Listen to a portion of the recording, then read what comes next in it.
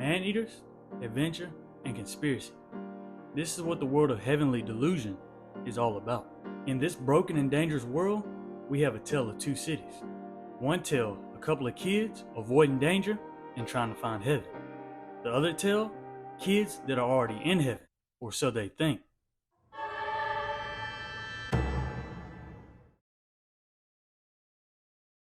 Picking up for where we left off in the last video, and if you haven't seen that, go check that out real quick. Maru and Kiriko try to find some work by writing "We kill man-eaters" on a sign. I mean, it just don't get any better than that. Straight to the point, short and sweet. Eventually someone spots them out from afar. It's a camp of survivors, not too far away. But they weren't the only group that saw their sign. There's another group that found them and got to them first. The survivor group that picked up Maru and Kiriko tell them about the other group in town. And before we even get into the meat of what they're saying, I just want to let you know this is a perfect example of there's two sides to every story. You always got to hear out the other side, because they really about to paint a bad picture about this group they call the Immortal Order. They even gave them a nickname that sounds bad, sounds terrible. Like the Immortal Order? Dang, they must be doing something bad over there. So anyway, Maru and Kiriko get picked up by this survivor group. They go on this long rant about how the Immortal Order does some questionable treatments to their patients over there in order to heal them. And from what she's saying does make sense, because she says she went in with a minor injury and she came out and her whole left leg was amputated. Like, I understand. If you go in with a simple scratch and you walk out with your left leg amputated, I always say some bad things about that place too. Like, I gotta leave some bad reviews. That's definitely a negative star review. I just know her doctor was using Google to diagnose her symptoms, because ain't no way. And after hearing this about the weird treatment, the amputation of the leg, Kiriko starts to think to herself, weird and harsh experiments? Where have I seen that before? I just can't quite put my finger on it. Like, you just preaching to the choir right now, lady. And Maru and Kiriko try to hit this woman with some logic. They say, hey, if people agree to this, let them be. Facts. But this woman goes on another rant saying, hey, the experiments that I've seen shouldn't be allowed to happen to anybody, even if they agree or not. So she goes on further to explain what she's seen. She saw a half robot thing robbed of its dignity. Also, they worshipped it as a symbol. And not only that, the cherry on top, they have a living, breathing man-eater in the basement. Damn. They breaking all kind of safety violations over there. Now, Maru and Kiriko are invested. So after hearing all the stuff and safety violations that are going on over there, of course, Maru and Kiriko go to check it out. And the first thing they go see is the man-eater in the basement. Because after all, it's what they do. We all remember the last time they went to a basement. Maybe this time will be different. They finally make their way into the basement, and Maru starts to feel like they're being set up. And Kiriko starts to believe it too, until they see some kind of blob thing on a car hood.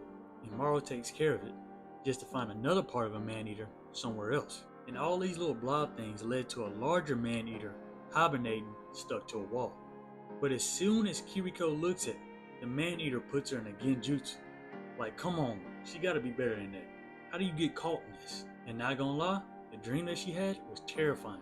It put her in a terrible spot, getting chopped up by little man-eaters. And what the lady was saying to her earlier and what Maru has been saying really got to her. Because this dream that she had replicated her worst fears. But just like in a genjutsu, you have to wake the person up in the most reasonable way possible. That's right, by kissing. I don't know if he's safe this time. That's wild. She snaps back to reality, and Maru goes to kill the rest of the man-eaters. Maru wipes out all the little man-eaters, and after that, they hear footsteps in an empty basement garage. I know, freaky, right? But it's just the doctor, the one doing all the freaky experiments, getting bad reviews and such. So I guess you have a right to still be scared. And at first glance, the doctor is looking a little crazy. He asked them for a favor, but with a gun in his hand. Like, I don't know if that's the best way to ask for a favor with a gun in your hand. Like, is it really a favor, or are you trying to tell me to do something? He asked them for a favor. Can they kill someone for him?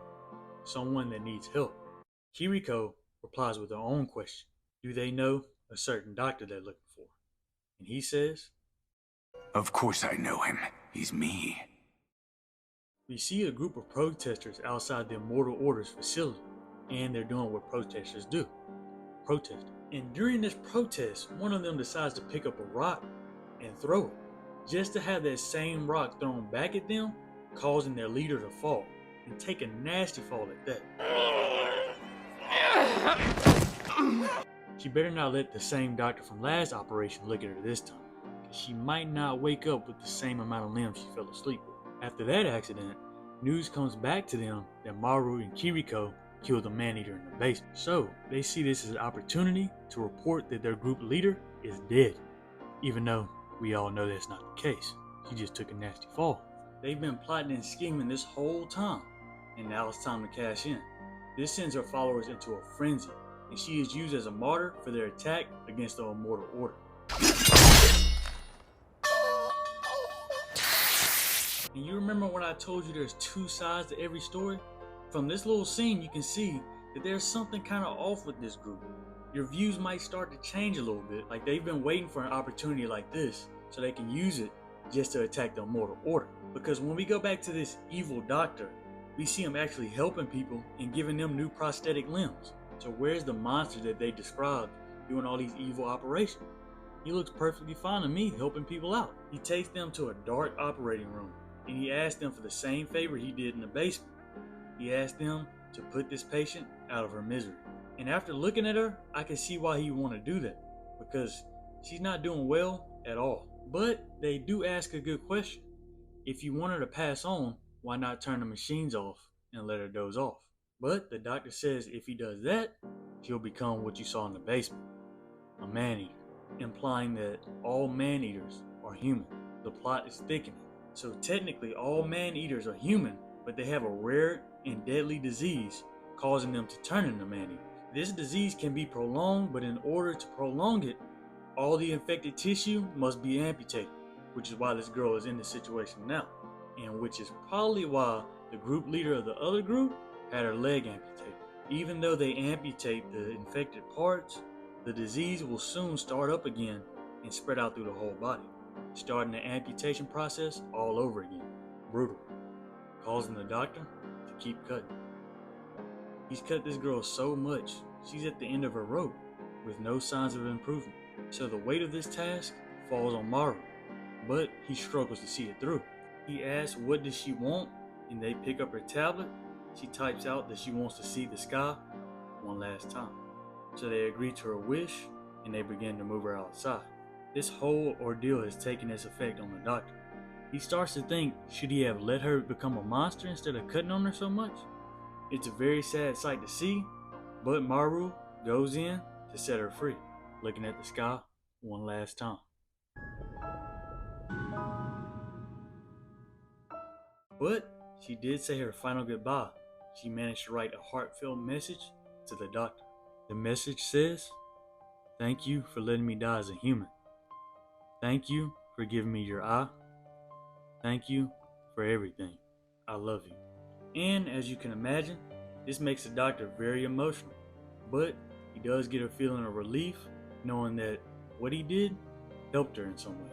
After this, he sends his research group to the next settlement over so he can give the girl a proper burial. You can tell that the mood around the area has changed, and Maru starts to feel guilty about what he had to do. Kiriko asks if this group knows anything about the people she's looking for. And surprisingly, they do. She finally catches a break and is feeling extremely happy knowing that he's alive. She wants to see him. Very bad. But this show has a funny way of balancing things. Because once you feel happy about one thing, something else bad happens. The mood changes in seconds, and this makes Maru feel extremely guilty. But he has no choice but to carry this guilt and push forward. We start to see faces we haven't seen before in the show. She is one of the kids, but you can tell she's a little different from the other kids. She's an alien with powers, and her name is Asura. And she's close with Conan. So close, she visits him at night. Nah, nothing like that. But to say goodbye to him As not too long after this, she takes her own life, breaking Kona's heart in the process, which he's suffering from to this day, as he's the only one left from his year. We see a young Tokyo visiting Kona to try to make him happy after this incident, and we see him now, and they're still as close as ever. And Kona comes up with a theory. Whoever made his friend do that will come after Tokyo next. These kids are chilling, relaxing, having fun, and one of the workers notices something wrong with Tokyo. It catches her off guard. What could that be? What has Tokyo been up to? What's wrong with her? We see Mimi Hime staring at the ceiling again, just like she was before. She says she sees something floating up there, but we can't see anything. We turn to see her point of view. Oh, that's what she's been looking at. I wonder why she can only see it and nobody else can. Taking a step back from the Heaven kids, Maru and Kiriko want to track down a symbol so that maybe they can get some more clues. Maru and Kiriko's newly found bandit friend has a car. Like, dang, in a place like this you got a whip? I'm trying to get like you, my boy. And of course, Kiriko asks her usual questions. Do you know the people that she's looking for?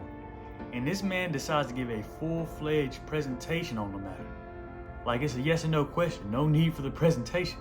But since he's giving this presentation, they sit there and listen anyway. His name is Junichi. He says long winters and famine have almost killed humanity. They're almost extinct, and the man-eaters. And Junichi has 3 theories into why this is happening right now. The first one is an asteroid impact. Scientists think a comet hit Earth, causing all this to happen. The second, alien invasion. Some people think the man-eaters are from outer space, and not gonna lie, they do look like it. And for his third and final theory, war. A weapon powerful enough to cause mutual destruction was made and used, and everything around you is what happened. And he said a bunch of stuff, but one thing he hasn't talked about is heaven. Like, this man was just talking and not answering the questions that we needed. But he did make us think a little bit. So next on his presentation board, they asked about the walled off city. This town that this man is describing was raised and ran by women. A couple asked for Junichi, and eventually he had a baby with one of them. Now, they did get very close as a couple, and they wanted to take their baby and leave the town for good. But they were caught, and he was the only one that escaped. The couple wasn't so lucky, and the baby, we don't know. Kiriko thinks he's been lying and hiding something this whole time. The building behind them actually had clues in there that they needed to find where they were going to go next. But he still had to get the presentation and make a little money in the process. Nietzsche was really just hustling them for money, and probably lying. Or was he? So after Junichi leaves, they go into this building behind them and they find a note to the director of heaven. They also find another mark, but they don't understand what it is though. They will have to see where all these leads take them. Oh, Tokyo isn't dangerously ill. Tokyo's pregnant. If you made it this far into the video, don't be afraid to leave a like, comment, and subscribe. I try to make videos like this as often as possible, so a little bit of encouragement goes a long way. Thank you for tuning in. Now back to the video.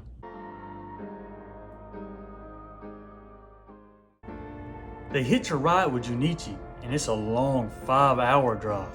I know they had to stop at Bucky's. They want to see if his story is true and if his baby is still alive. So Junichi drives them to the camp that he was talking about, but they have to keep a low profile while they're there, or they'll get caught. Maru dresses up in disguise so he can sneak into the camp. They set off to find his baby. But when they get there, there's a big hole in the fence and the place looks abandoned.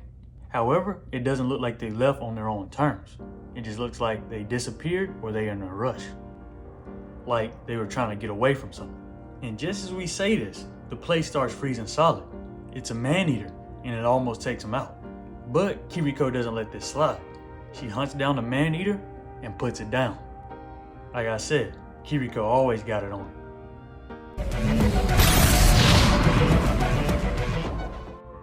She takes care of this man-eater with ease. However, they go back to Junichi empty-handed. No baby, no information. I mean, you saw the camp. It looks like everybody is either dead or they left in a hurry. And just when they start to give up hope, they hear someone call out for Junichi, and it's his friend from camp, Turns out they all moved and they're safe. They did leave some stuff behind, but it's not all bad. Plus, they still have his baby, and he's safe and alive and well. They all escaped the man-eater because they attacked them while they were awake, so they had the chance to get out of there before anybody got hurt. Junichi's kid is safe and they're all excited to see him again. So they cook out and they all have fun for the night. Everyone looks happy and everyone gets baths. After a long, grueling trip, 5-hour-long drive, it looks like everything's all good. Everything looks happy until the lights go out. The man-eater returns and is trying to take them out for good this time. So Kiriko grabs the baby and runs as fast as she can. And she notices while she's running with the baby, she can't seem to escape the cold. And if anything, it's getting worse. So that can only mean one thing. The baby is causing the cold attack. So the baby is causing all kind of problems. So anyway, after everything calms down after the attack, Junichi gives Maru and Kiriko his car and let them go on their way. Like most people would want to borrow money or even a cup of sugar, but they got a whole car. Like, I wonder if I'm as lucky as them. Like, let me try. Can I borrow your car? Man, hell no! And Junichi goes back to his camp after this, and let's just say he remembers who snitched on him, and he had to handle them accordingly.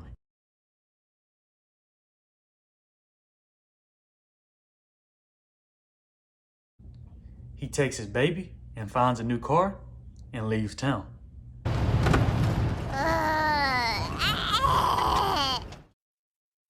See you. Bye-bye. So after the events of last episode, Junichi did what he did. They do say that get back is, yeah.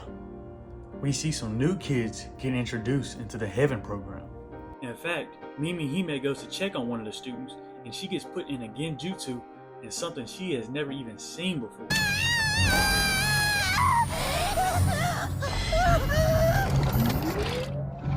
Yeah, these kids are not safe here. After this nightmare, she gets put into the hospital and runs into Kona. And Kona is somehow feeling sick because Tokyo is, so they're kind of interlinked. So that's why he's in hospital. And Mimi Hime says she's always had visions of stuff like this happening to her, but she can never tell when it's actually going to happen. A good example of this is like the man-eater that she's currently seeing. She doesn't know if it's real or not, or when it's going to happen. And I do have a theory on why she's seeing this man-eater, but I'm not going to say it. I'm sorry, I'm not. All I got to say is she has visions of this stuff, but she can't tell when it's going to happen. It's just a theory though. I'm not going to tell you. So after this conversation, Mimi Hime goes outside and sees the same little girl that put her in the hospital in the first place, just standing there. And she goes to take off the girl's glasses again, like, no, Mimi Hime. But she fights off the vision, and she has some kind of power boost of her own.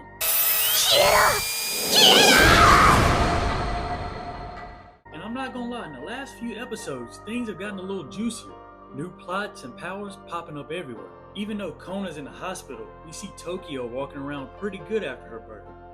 Right after Tokyo returns, however, they have to take a test all of a sudden that will determine their fate as Hideko. I know, crazy, right? Did that robot just say what I think it said? And I know I don't say that word a lot, but to add some context, Maru says man-eaters are Hideko. So we call them man-eaters, but they call them, or Maru calls them, Hideko. So they gotta take a test to determine their fate as Hideko.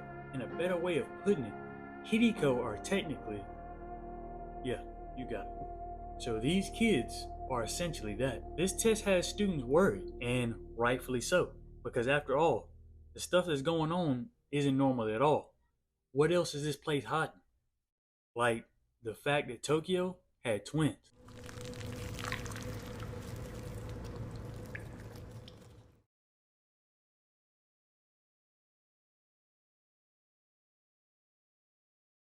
Taking a break from the Heaven kids and all the crazy stuff that's happening over there, Maru and Kiriko see some smoke off in the distance and go check it out. They find a town that's in pretty good shape. Not only do they have their own form of identification and currency, Kiriko finds the person that she's been looking for. After a long adventure, after always looking and asking questions, Kiriko has found the person that she's been looking for, and she is so excited to meet him. She starts talking about it non-stop. She's so happy, and she decides to leave Maru and go on her own. She starts taking off running, and the memories and the flashbacks all come back to her, running through her mind. She is so excited she can't contain herself. Tears start running down her face before she even realizes. And when she finally sees Robin after all this time, his face looks like he's seen a ghost, like he's seen someone that he's not supposed to see.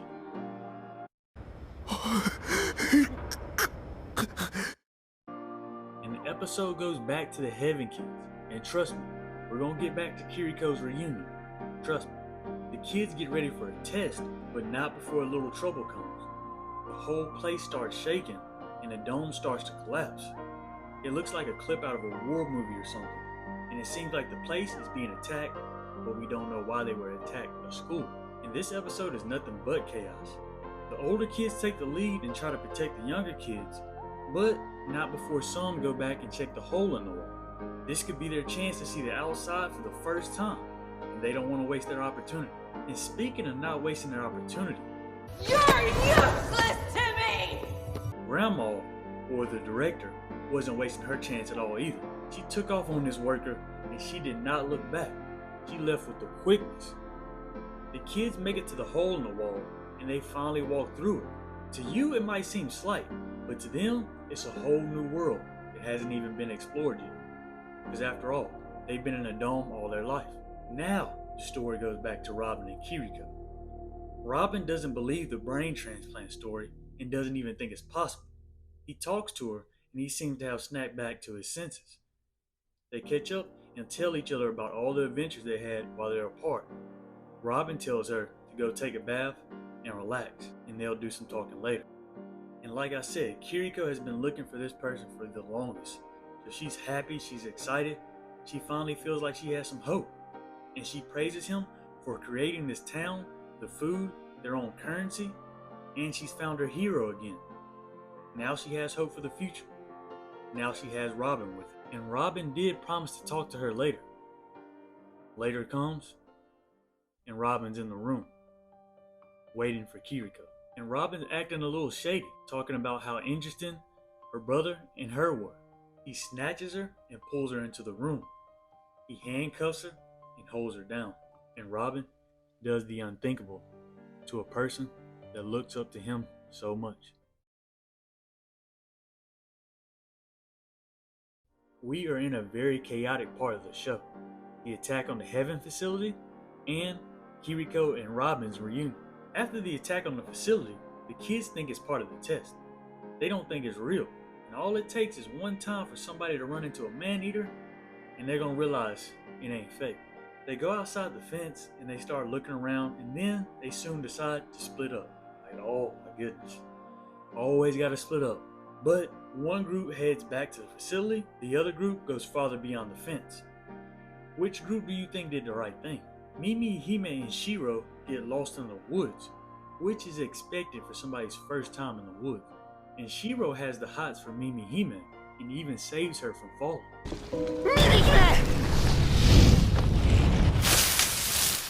And after saving her from falling, he confesses his crush to Mimi Hime, and she doesn't let his feelings go unnoticed.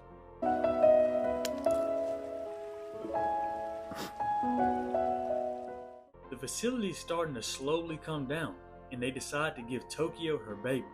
Like they should have done that already. I don't know. But the doctor did mark one of the twins, but he's still unsure which one is which. So he's just guessing. In the craziest situation though. Like the building is coming down. I wish you could have found a better situation to tell her in, but hey, here's your twin baby. Oh, and Grandma Director, she's still alive and well and popping up on people like a horror movie. Not like it's bad enough that the dome is falling down and they're just throwing babies on people in the middle of all this. They got senior citizens running around the facility messing with people. It's probably like a fever dream right now. She tries to take the baby from Tokyo and tells the robot to grab it. And Tokyo starts to have some kind of newfound power to protect them, and Grandma ends up getting caught in it. Maybe that'll put her down for the count.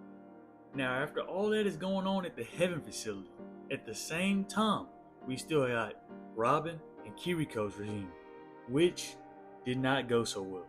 It took a turn for the worse, and Maru is starting to get kind of worried about Kiriko, wondering why she hasn't come back for 2 days, and especially because she left her gun, and she always has that on her. So he decides to go looking for her, and the guard talks about Robin and Kiriko and accidentally runs their mouth too much. Maru didn't seem to like that news. Maru rushes the building and gives anybody in sight the beats, like he's supposed to.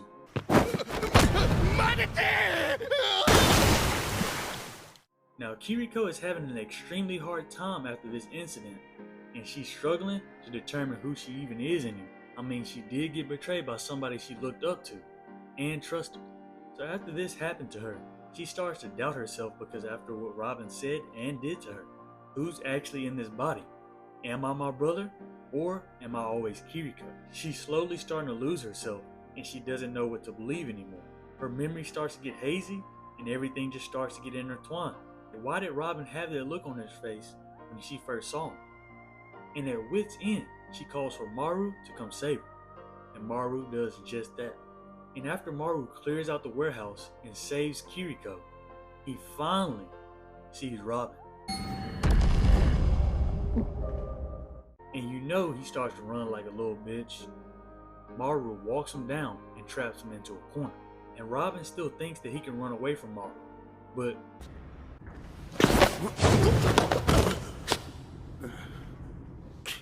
where are you going? What do you think you're doing? You're not escaping this beatdown. Robin even tries to swing on Maru, but he gets his ass dropped. And Maru just giving him the beats. Yeah, like he's supposed to. Maru and Kiriko have a talk after this, and Maru, he's into girls, but he loves whoever's in that body. He or she, he doesn't care. He's in love with her. It's a very nice and touching moment, but Maru still has some beef with Robin. And if he ever sees him again, you know what he's gonna do. Like he's supposed to. It's on sight. And we go back to the warehouse to see where Robin was held up. And we see some police / a group of people find a hidden room and go into it. And we see a horrific sight. 完全に正気を失っている。 A woman attached to this huge black bug, and it starts to move. What was Robin experimenting on in there? What's going on at the Heaven facility? And where will the kids go now? Will Maru and Kiriko make it to Heaven? And also, where's the other doctor that they're looking for? Now Maru and Kiriko are as close as ever, and we still have a lot of questions to be answered. But we'll just have to wait until next season to see what happens. Well guys, that's it for this season of Heavenly Delusion. Hopefully we get to see more of the show because it is looking pretty good. Let me know your favorite moments and characters in the comments below. Don't be afraid to leave a like, comment, and subscribe. And until next time, at ease. Man, hell no!